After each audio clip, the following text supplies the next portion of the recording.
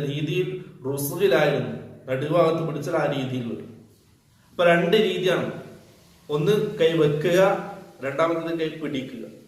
ഈ രണ്ട് രീതിയാണ് ഹദീത്തുകളിൽ നമുക്ക് കാണാൻ കഴിയുന്നത്. റസൂൽ സല്ലല്ലാഹു അലൈഹി വസല്ലം തക്ബീറത്തുൽ ഇഹ്റാമിന് ശേഷം കൈ നെഞ്ചിന്റെ ഭാഗത്ത് വെച്ച് ഈ രീതിയിൽ പിടിക്കുമായിരുന്നു. വലത് കൈ കൊണ്ട് ഇടത് കൈയുടെ മുകളിൽ ഈ രീതിയിൽ വെക്കുകയും പിടിക്കുകയും ചെയ്യുമാണ്. ഈ രണ്ടും നമുക്ക് ചെയ്യാം.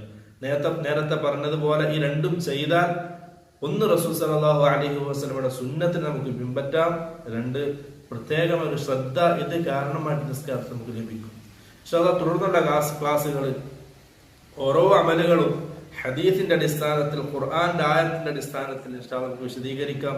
അല്ലാഹു സുബ്ഹാനഹു വ തആല ദീൻ പൂർണ്ണമായിട്ടും ഉൾക്കൊള്ളാനും പഠിക്കാനും മനസ്സിലാക്കാനും തൗഫീഖ് നൽകാൻ അനുഗ്രഹിക്കുമാറാകട്ടെ. വആഖിറു ദഅവാനാ അൽഹംദുലില്ലാഹി റബ്ബിൽ ആലമീൻ. അസ്സലാമു അലൈക്കും വറഹ്മത്തുള്ളാഹി